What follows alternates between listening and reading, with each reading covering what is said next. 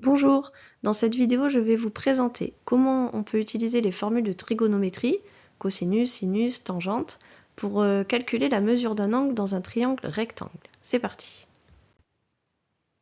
Alors on va essayer de voir ça sur 3 exemples. Ce sont les exemples de votre fiche de leçon, donc n'hésitez pas à mettre la vidéo sur pause pour compléter la fiche.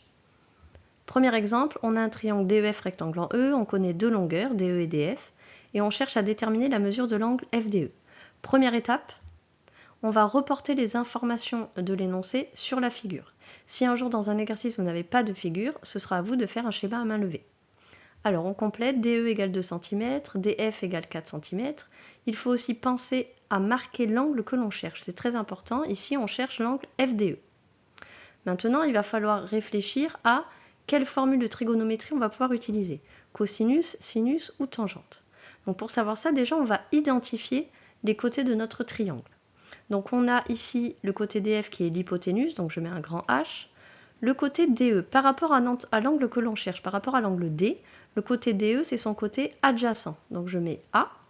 Et enfin le côté FE, toujours par rapport à l'angle que l'on cherche, c'est le côté opposé, donc je mets grand O. Maintenant on regarde les longueurs que l'on connaît. On connaît la longueur de l'hypoténuse. On connaît la longueur du côté adjacent à l'angle D, mais on ne connaît pas la longueur du côté opposé à l'angle D. Donc il faut trouver la formule qui utilise le côté adjacent et l'hypoténuse, mais pas le côté opposé. Eh bien, c'est la formule du cosinus. On va pouvoir maintenant calculer le cosinus de l'angle D, et avec la calculatrice, avec la touche arc-cos de la calculatrice, retrouver la mesure de l'angle, comme nous l'avions vu dans la partie de leçon précédente. On passe maintenant à la rédaction. Alors, il faut commencer par dire que le triangle DEF est rectangle en E. C'est nécessaire d'avoir un triangle rectangle pour pouvoir utiliser la trigonométrie. Ensuite, on dit, donc on a le cosinus de l'angle FDE, qui est égal à DE côté adjacent sur DF hypoténuse. On remplace par les longueurs, ça donne 2 sur 4. On peut aussi simplifier la fraction 1 demi. Ensuite, à l'aide de la touche arc-cos, on tape sur la calculatrice arc-cos de 1 demi, et on trouve que l'angle FDE mesure 60 degrés. Voilà. Alors on va passer au deuxième exemple maintenant. On a encore un triangle RST rectangle en S, on connaît deux longueurs et on va chercher la mesure d'un angle, celui qui est marqué sur la figure ici. Donc on reporte les informations, ST égale 7 cm, RS égale 19 cm, et on marque l'angle que l'on cherche ici, l'angle RTS ou STR. Ensuite, pour savoir quelle formule utiliser entre cosinus, sinus et tangente, on identifie les côtés de notre triangle. RT c'est l'hypoténuse, ST, c'est le côté adjacent à notre angle, à l'angle que l'on cherche ici T.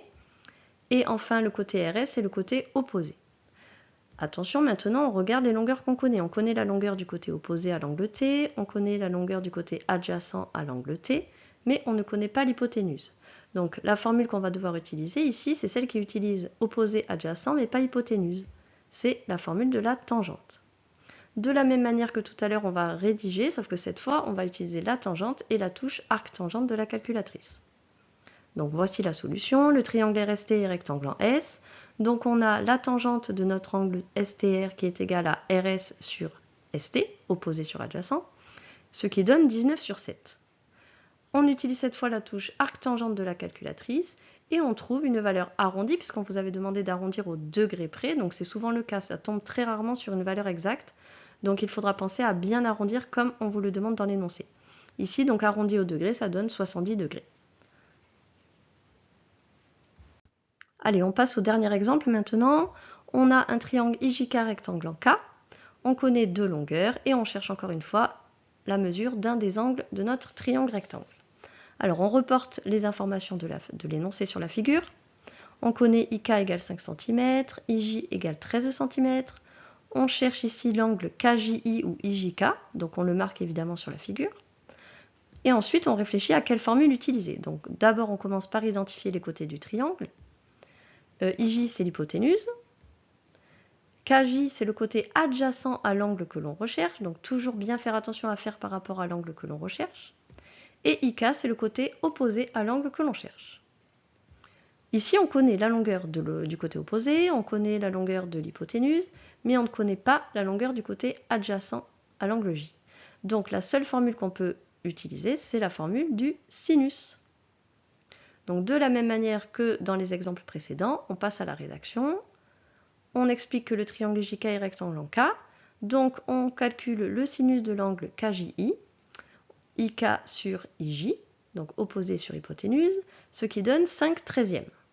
Ensuite, à l'aide de la touche arcsine de la calculatrice, on trouve que l'angle KJI a une mesure d'environ 23 degrés. Là aussi, il fallait arrondir au degré près. Voilà, vous savez maintenant comment calculer la mesure d'un angle dans un triangle rectangle grâce à la trigonométrie.